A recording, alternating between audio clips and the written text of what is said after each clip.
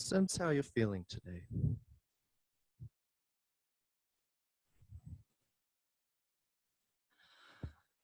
How do you contact the floor?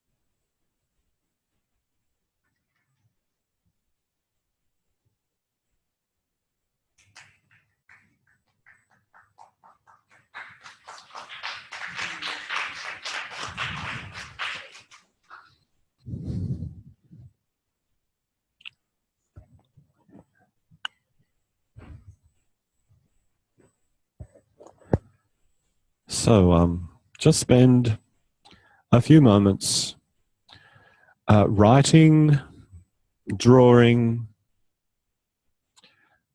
something that represents to you bodily experiences that arose as you were listening to Narayan play. And those experiences can be arising just from the physical, or they could be stimulated by mental, which then relates to the physical, or they could be stimulated by emotional, which then again relates to the physical.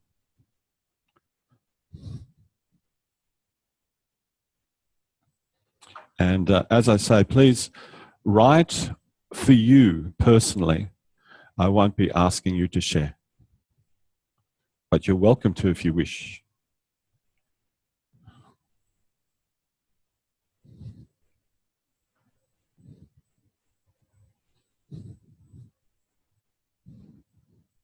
Tao is cool.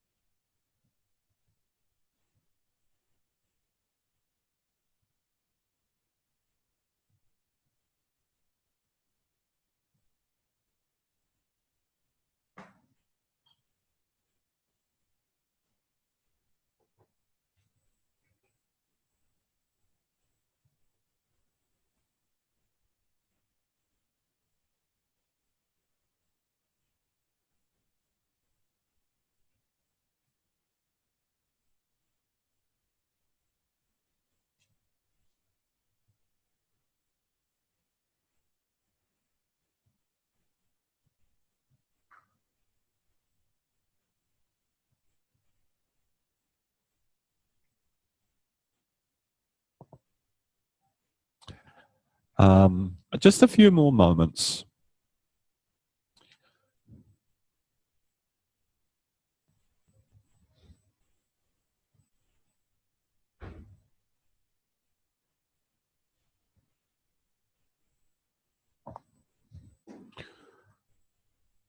Oh, that's interesting.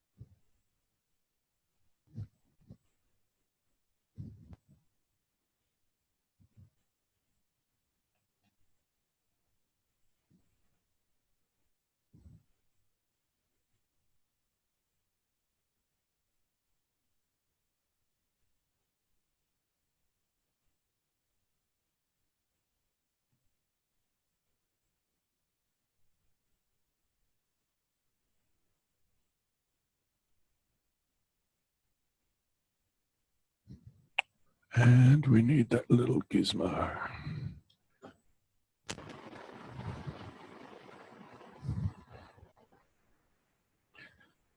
So when you are finished, please lie on your back.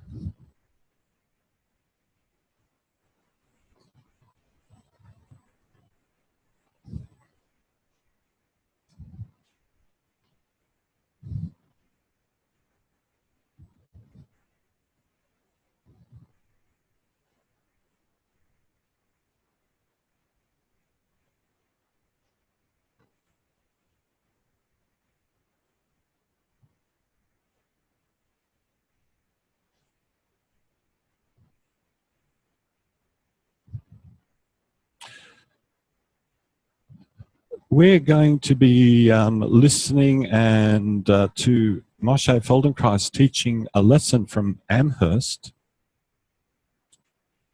And so far you've had 3 opportunities to listen to music and write about your bodily experiences that emerged from such listening.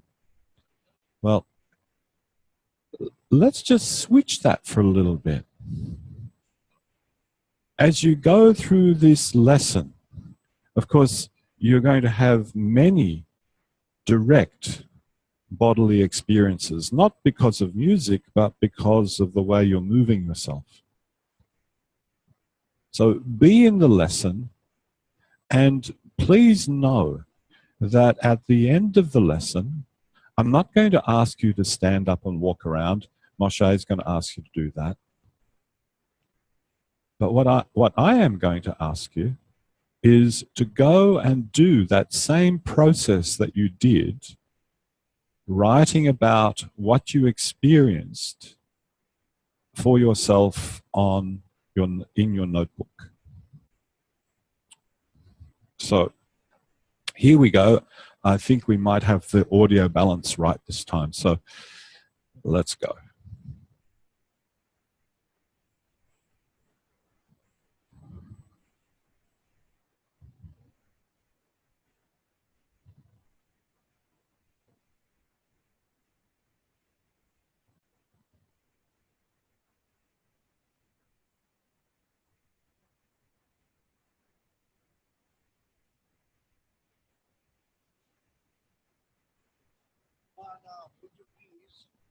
It's early in the morning.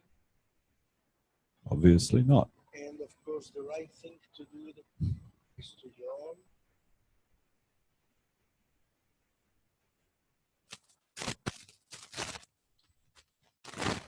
Because you're. And the next thing is, of course, to pray to God Better start And that most people pray in. I'll start that again. Sorry, we had a dud start. Yes, you did hear what he...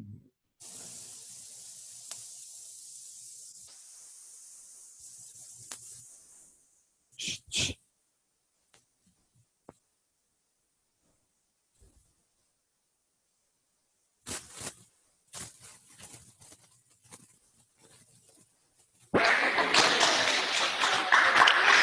Now, would you please? It's early in the morning, and of course, the right thing to do is to yawn because you're. And the next thing is, of course, to pray to God.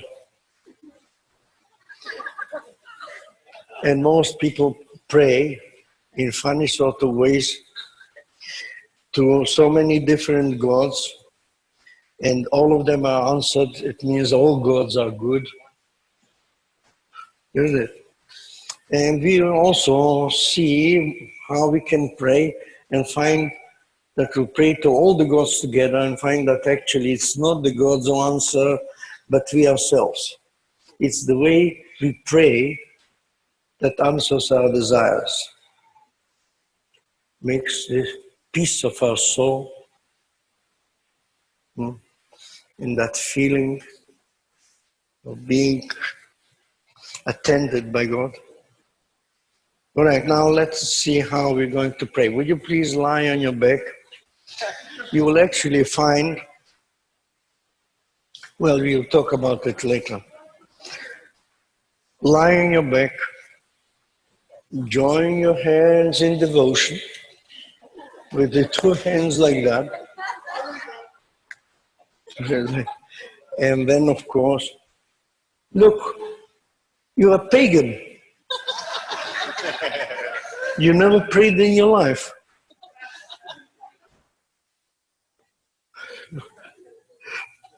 So you put your hands like that. And, of course, you move them slowly in the direction of your, well, if you were sitting, it would be in the direction of the sky. But as it is it's in the direction of your height, means in the direction of your head. Slowly move the hands together.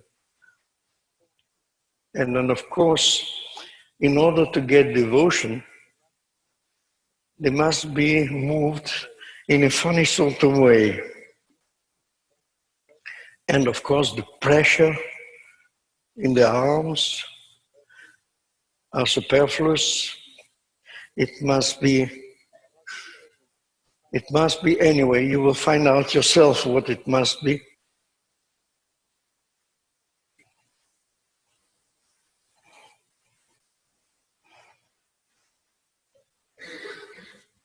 Very slowly.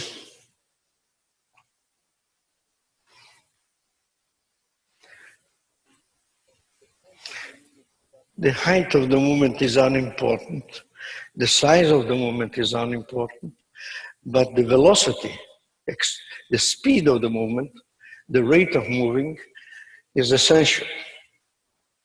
What is the rate? That depends on you or on us.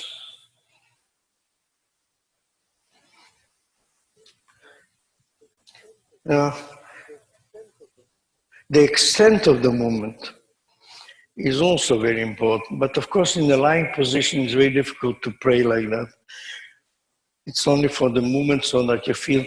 Now the hands, some people hold them in such funny ways that obviously they never had a God in their heart. They never know what it is to pray. And some, of course, you can feel.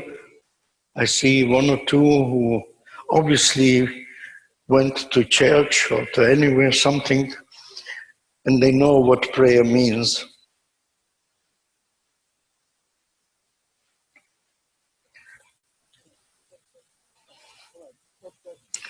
All right, stop that, sit up.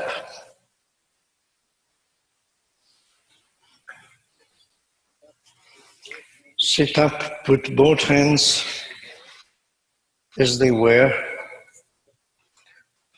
and move your hands upwards now in prayer.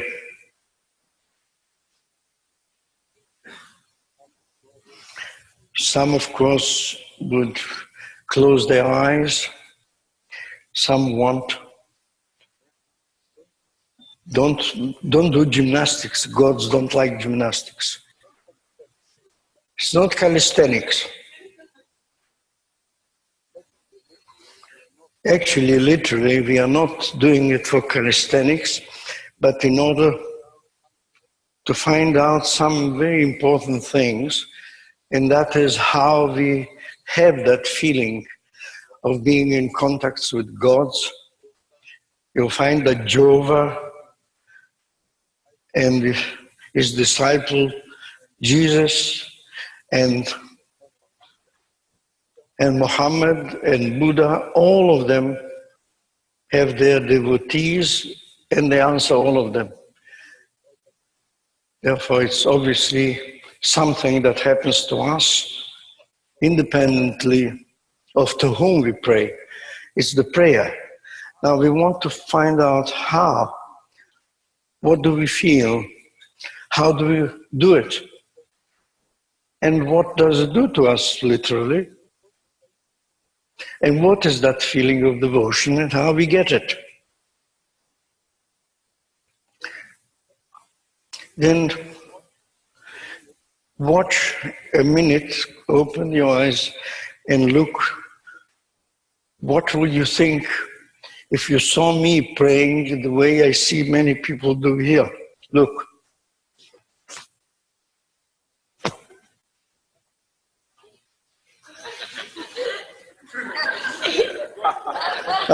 Which God would answer that? Huh? Now, have you ever seen the Pope questioning the people at the St. Paul's place in Rome?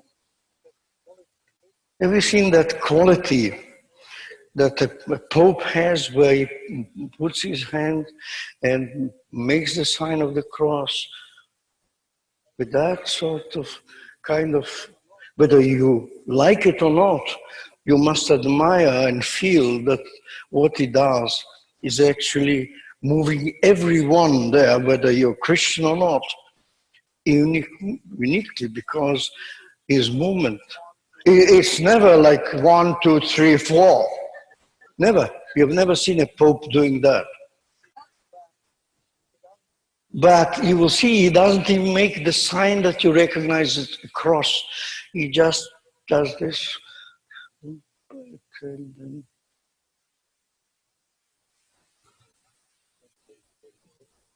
And everybody there,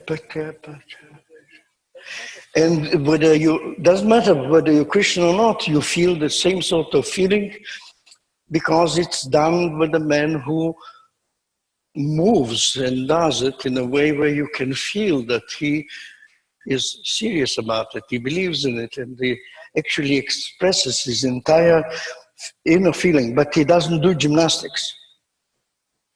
Now, would you please eliminate the gymnastics and do it again? Slowly, and then you will see that the quality, it's even not pressing the hands together. You must remove from that. Look, the movement of the hand, you can pray with one hand. You know the koan in the Japanese Zen. You don't need two hands to make a noise. If you make a noise, what's the noise that one hand makes? What's the noise? It's half the noise, isn't it? Half the... So you can pray with one hand, and then you will find that you don't have to press. And that's a, look, that's a, the two hands go one along the other. Move it with one hand, with the right hand only. Pray with the right hand only. pray with the right hand only. Then you will feel the amount of pressure you have to produce with your right hand on the left hand. That's the amount of pressure. Can you feel the pressure on your left hand? That's the amount of pressure you should produce on the left hand. Now slowly move the left hand. And that's the amount of pressure that you should produce on the right hand. Now move both hands and let them go together where each one of the hands went before. Now watch a very funny thing. How high and how low do we move our hands? Observe, just look it for yourself. How high? How do we know to stop? And how do we know to stop going upwards? How do we know to stop to go downwards? What's the thing that makes us feel we have to change direction?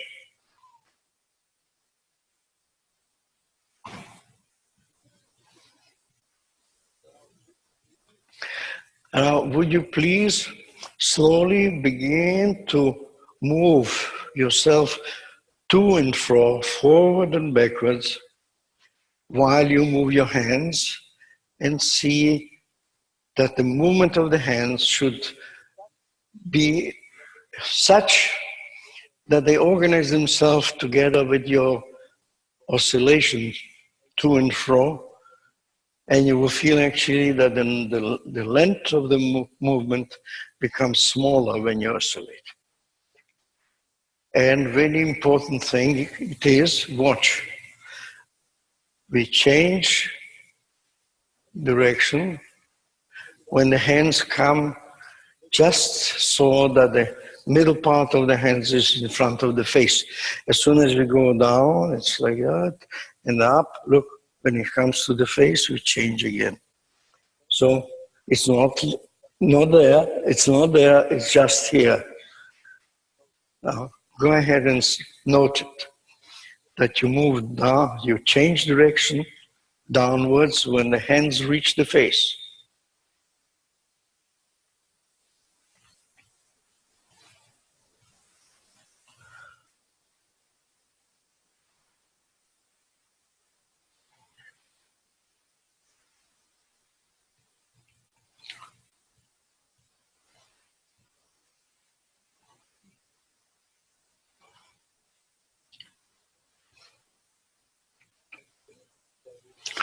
Now very slowly begin to move a little bit to the right and a little bit to the left while you do the movement, and feel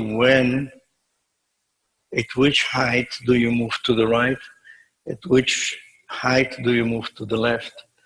A small movement, the face and the arms rotate, turn, rotate,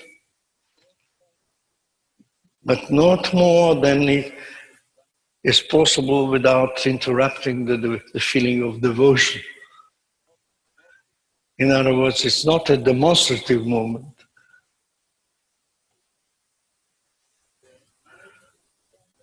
Turn to the right, turn to the left, while you move up and down. It's not a question of stopping one of the movements. The prayer must continue at the same rate as before.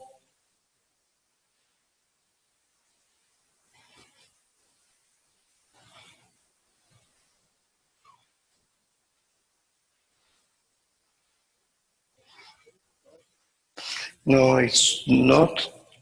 It's rotating the body right and left.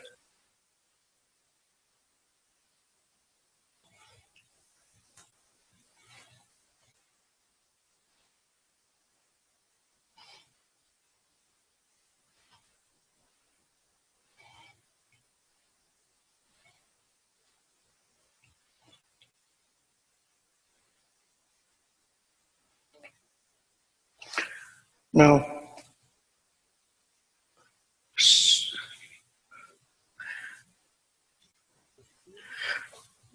Now rotate and oscillate at the same time. It means you go to the right like a pendulum and to the left, but not the movement that you did forward and backwards is now introduced into the, don't hurry. Don't hurry. Prayer is a question of time. If you don't pray that amount of time, it doesn't matter whether you do it fast or slow.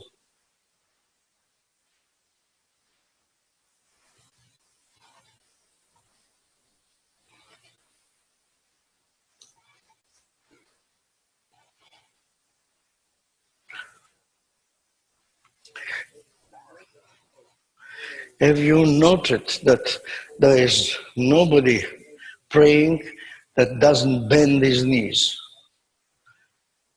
inclines his head? Would you kindly sit in a symmetrical way somehow?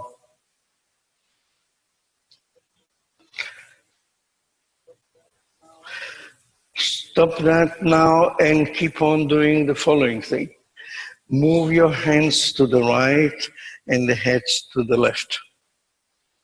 Same rotating movement, but move your hands to the up and to one side and the face to the other.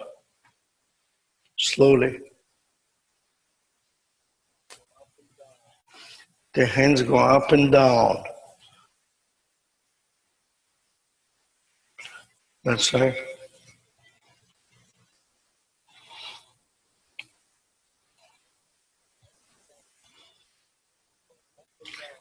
Now the hands go up and down like before. And the head and the hands move in the opposite directions. Means you move the hands once to your right, then once to your left, the head turning the other way. And note the relation between the two movements. Watch when do we turn, when the hands are up or when they are down.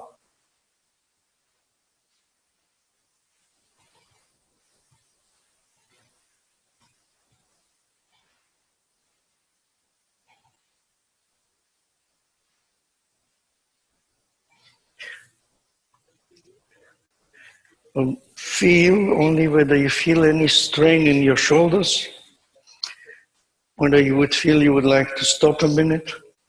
And if that is so, then of course your movement of the hands and the head are not appropriate to prayer. Because people who pray can stand like that for hours. If they had really to ask for something, they can stand like that for hours on end without feeling the slightest inconvenience. On the contrary, the longer they stay, the more peaceful they feel, the more quiet, the more they feel that the prayer was accepted.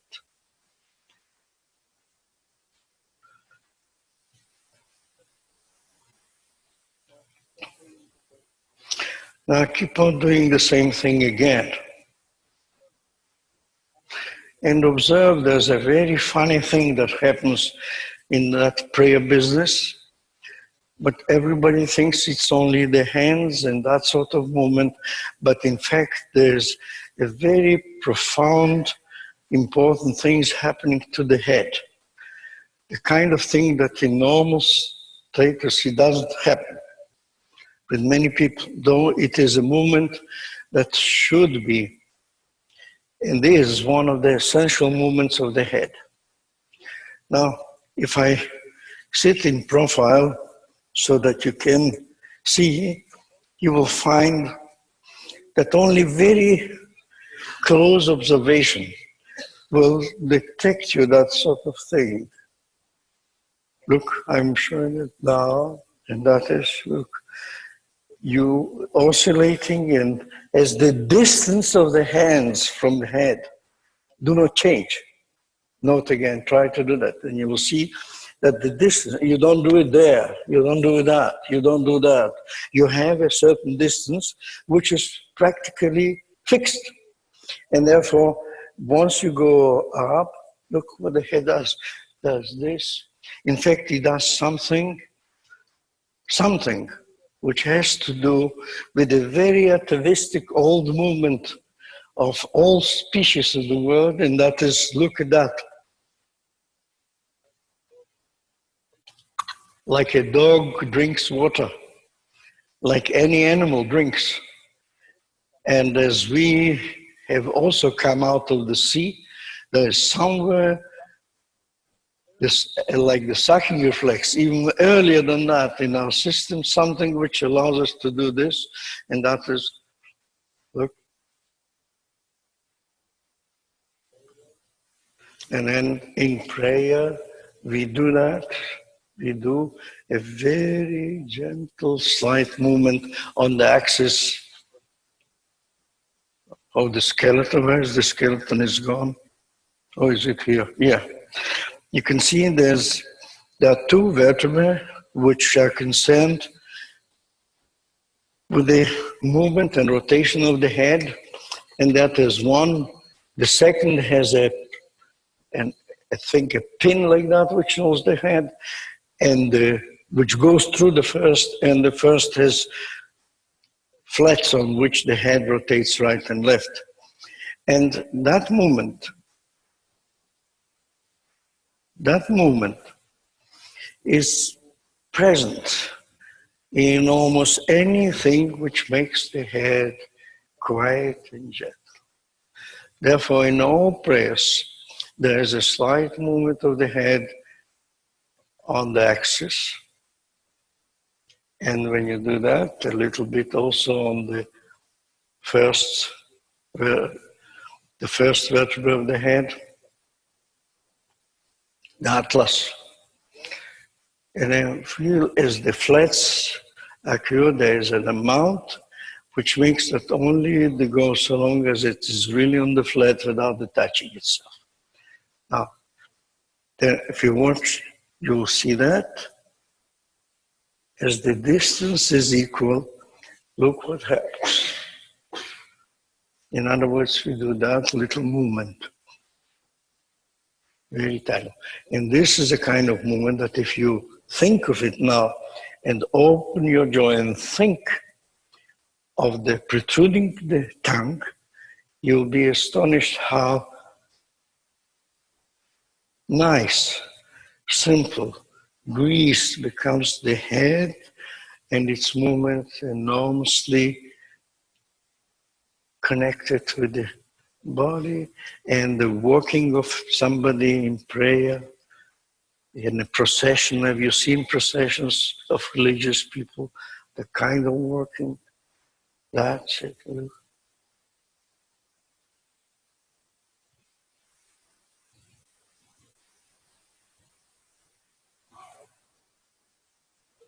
It's such a slight movement on that.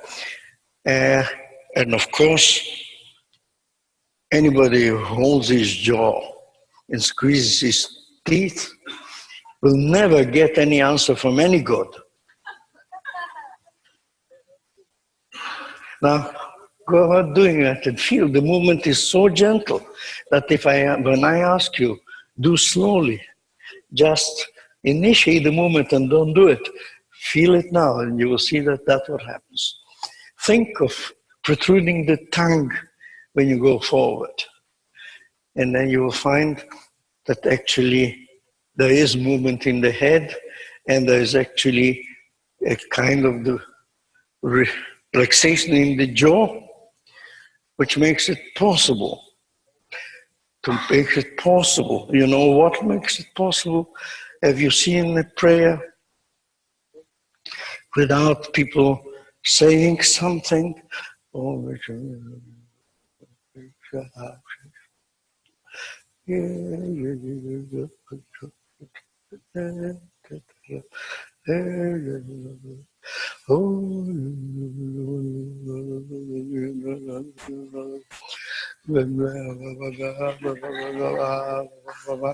That's what you have to do.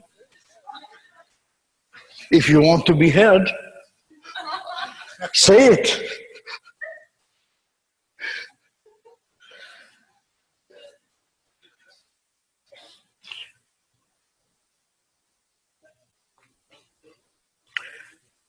And by the way, in all meditations, the world over, there's something like, and in all churches and everywhere, there's that kind of monotonous, long ramble, which must go with that feeling, that lightness, with that extreme feeling of poise, peace, and getting rid of all desires, unearthly, well, earthly desires. Now, of course, why do people stand on their knees? Why in church where you go, there's always a thing there for your knees, and with the hands on that, you stand on your knees to do that. Would you please change over your legs?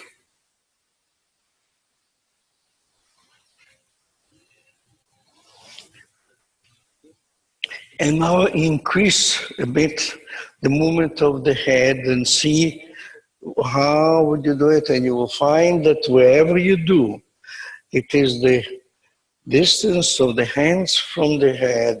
Do not change as if you say, "Oh, Almighty," oh, and whatever you say, the distance of the hands from the face remain the same, whether you move your head, whether you move them higher or not. Try to move the hands higher. You will see that all it does is to make the body and the head increase the movement we were talking about. Slowly. Don't go high suddenly.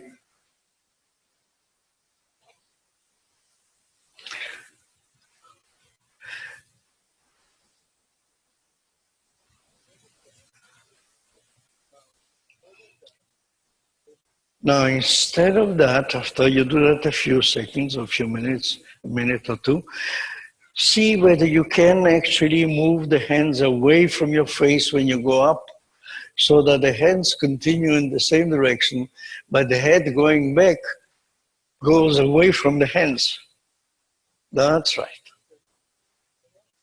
And you will see that the head and the eyes will not tend to go away from the zenith. You know what the zenith is? There's an horizon, and the highest point of the hemisphere of the sky around us, just the middle, the highest point is called the zenith. And then you will see that when you look like that, you never move your eyes above the zenith, because there sits God. Doesn't matter which, is there. Come on and see. You can see that you turn your eyes to the highest point. If that were a sphere, you actually move your eyes to the highest point on that sphere.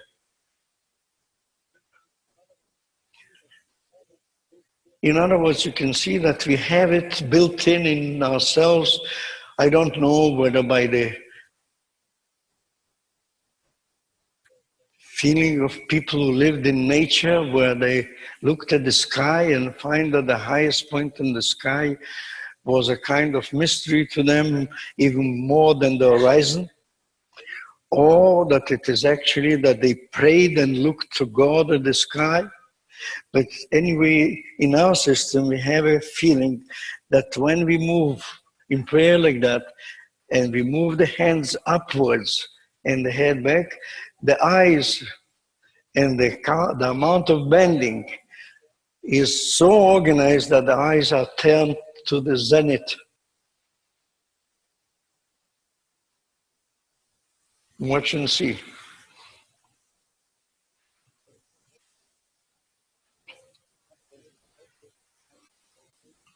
So you let the hands glide upwards as they are, and the distance between the head. By the way, you feel that immediately you do that, it finds a different sort of sensation than while you move them together. Now do a few times like that, going upwards, and that's right.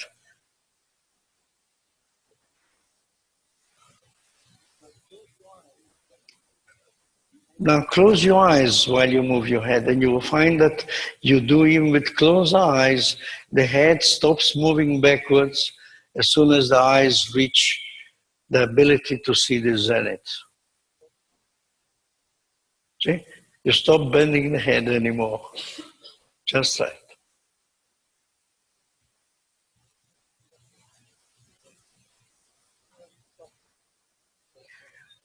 Now stop it for a second. And now stand on one foot, on the right foot, and the left knee. People who have trouble with their knees or something should bend the soft stuff they have under and stand on something soft so as not to hurt the knees. And now with the right leg standing on the floor,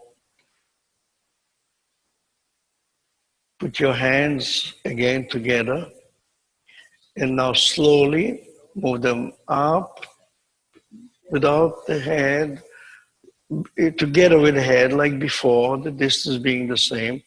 Go up and down slowly.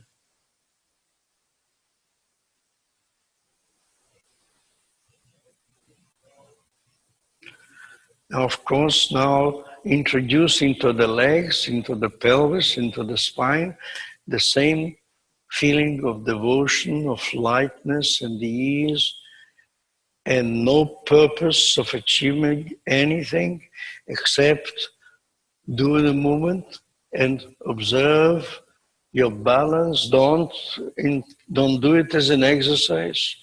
Just stay there and feel that in fact the pelvis moves a little bit together with it.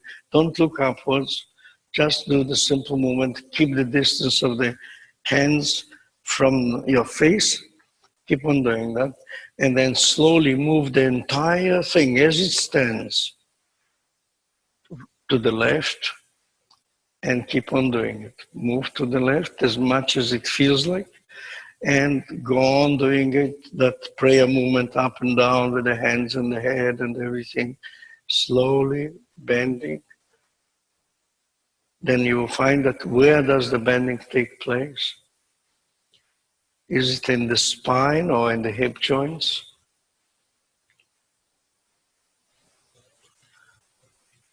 Move left and back to the middle and note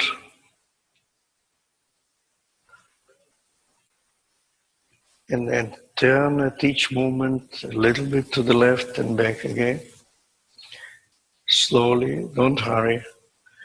Okay, you see with closed eyes, it's quite a job to keep balance and be devoted and the movement. But you would not believe how many people were healed in their back by praying to somebody.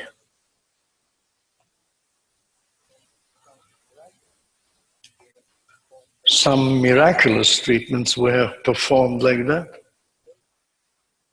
It means people coming lame and going away, coming on a wheelchair and going away.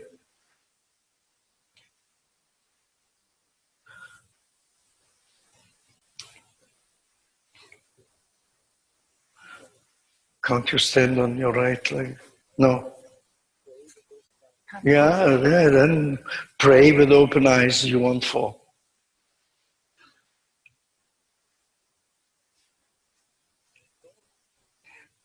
That's right. Note the movement in the pelvic joints and the legs while you do that. And slowly produce the same sort of organization from the floor to the head, through the hands, to have that feeling of poise and quiet.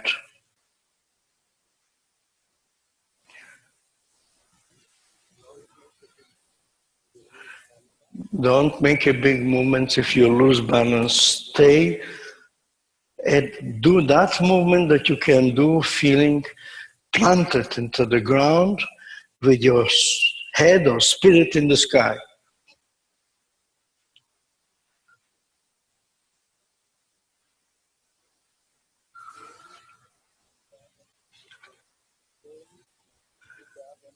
Now, slowly put the other knee on the floor. Stand on both knees. Stand on both knees and keep on doing it. Stand on both knees and keep on doing it. Then you will find that we tend to do the kind of thing that the Muslims do. When we stand on both knees, the intention is of going down with the head towards the floor, and you can see that it increases the amount of movement whether we want it or not. We incline the head lower, and we tend to put the hands on the floor. Go and do that only when it happens to you that you feel it's easier, that it's necessary. That it's necessary to put the hands on the floor. But otherwise you'll find that it's not really necessary, because there are millions and millions of people who pray on both knees in all the churches. They stand on a little stool like that, a padded little stool with the hands on the thing which supports the back when they sit in front of it, on their seat. They go behind, stand on that way. Go slowly and do that until you feel that you become a Muslim.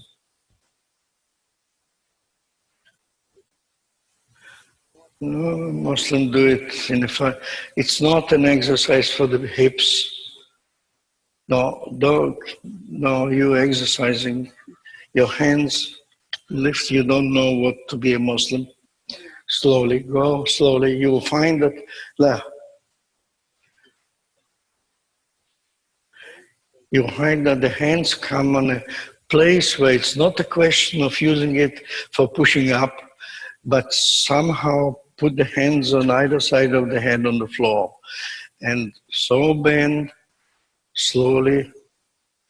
You don't take the hands back. You put them somewhere in a peculiar point which has to do with the ability of lifting the body easily. That's right. Slowly go down, put the hands on the floor. No, don't put the hands on the floor in order to sit lower or to sit better. There is a point where on the floor which allows the head to come in such a way that the hands are above the head when you're on the floor. The hands are on either side above the head. But again, it's not stretching two arms straight and making any gymnastics. Here, it's not correct. It's not correct, you're not devoted. Slowly, sit up, it's not right. There's too much effort. Slowly. Now go, you'll find that the hands come to one peculiar point, which is the same for everybody. You look at it. Slowly. And of course, the strain in the arms is exactly the same.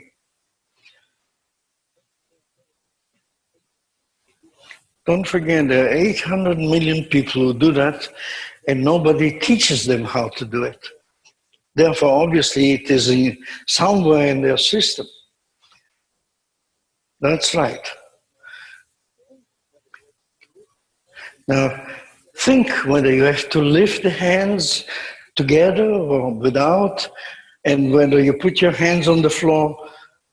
Hey, that is not the way of putting the hands on the floor. That's thought out. Don't think. Now, there are some people who have never been praying. The hands, the palms come to the floor, not the side of, go ahead and you will see that that is a decision, not to spread the hands. Slowly. And the head, the forehead must come slowly down to touch the floor. And when you lift yourself, it's not an exercise for the back muscles. Therefore, the hands must cooperate to let the body lift in devotion. In such ease and comfort that you can pray like that for hours without getting tired, the other way around, getting longer, easier, more and more comfortable.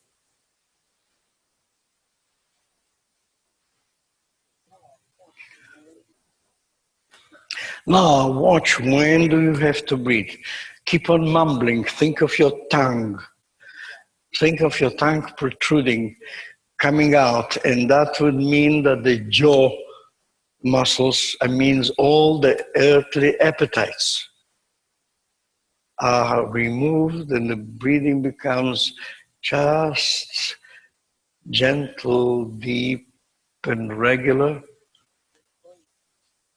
so that it coincides with our movement and depends on it. Slowly, go slowly, and see that the earth actually supports you when you pray like that and lie and touch the floor. You feel that you can rely on that earth. It will never open a gap unless there's an earthquake like in San Francisco a few times before, or even in Israel. It suddenly opens and there's a depth where you can disappear. Nobody would ever know that the earth swallowed you. It happened to more people than we know. Slowly lie on your back. Slowly lie on your back. And feel that kind of organization that a simple movement like that instills in us. Feel your length, feel your width, feel your value in your own self, in your own eyes. Can you see there's a kind of silence?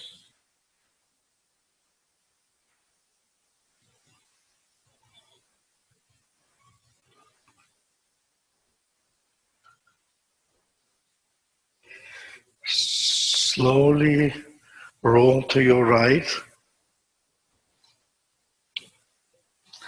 Slowly, but as in prayer, roll to your right, get up very slowly, making no effort whatsoever, just be lifted.